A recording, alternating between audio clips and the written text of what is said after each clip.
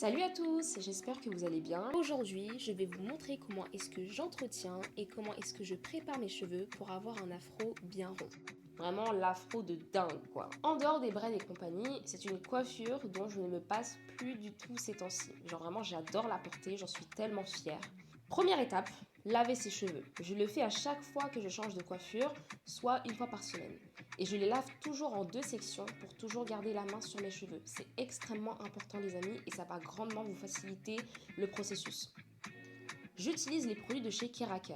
Et comment vous dire, le shampoing est excellent. Ce shampoing est le meilleur, et je répète, c'est le meilleur de toute ma vie.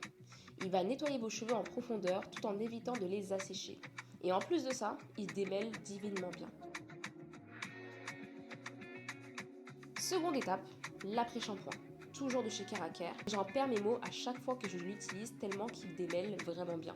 C'est limite un après-shampoing où vous n'avez même pas besoin d'en appliquer beaucoup comme je l'ai fait, juste suffisamment pour en faire profiter toute votre tête. Je brosse ensuite mes cheveux et regardez, les images parlent d'elles-mêmes.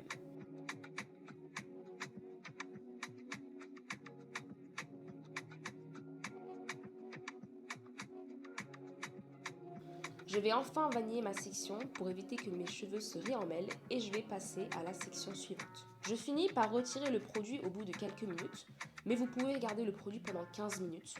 Et c'est fini. Maintenant, passons à la mise en pli des cheveux pour la nuit. Vos cheveux ne doivent pas être trop mouillés pour cette étape si vous voulez qu'ils soient complètement secs le lendemain. J'utilise ma crème qui est enrichie en huile d'argan. Donc pour celles pour qui l'huile d'argan vous est suffisant, vous pouvez skip l'étape de l'application d'une huile et vaniller vos cheveux. Pour ma part, ce n'est absolument pas suffisant, donc je vais sceller l'hydratation avec de l'huile de pépin de raisin, qui est une huile très légère et qui est parfaite quand les températures augmentent, comme en ce moment. Je fais 4 vanilles, mais vous pouvez en faire plus en fonction de votre longueur et de votre densité. Le lendemain, mes cheveux ont séché. Bon, c'est vrai que cette fois-ci, quelques vanilles étaient un peu humides, mais ça reste sans importance, surtout si vous voulez un effet afro, puisque ça va même faciliter la forme de l'afro. Je brosse avec mon peigne à dents larges et je commence à shaper mes cheveux vers le haut et pas vers le bas. Quand vous brossez vos cheveux, vraiment vers le haut pour déjà surélever vos cheveux. Mon afro était encore un peu tombant, donc je vais arranger cela avec mon peigne afro. Alors, comment vous décrire Je vais reproduire un geste qui pousse les racines vers le haut. Je ne sais pas si vous voyez ce que je veux dire, mais en tout cas, c'est ce qui va permettre de donner un peu de volume à votre coiffure. Et voilà, c'est terminé.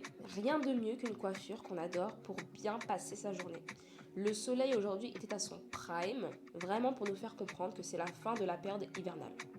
En tout cas, c'est aussi la fin de cette vidéo. J'espère qu'elle vous aura plu et on se dit à bientôt pour une prochaine vidéo. Bye!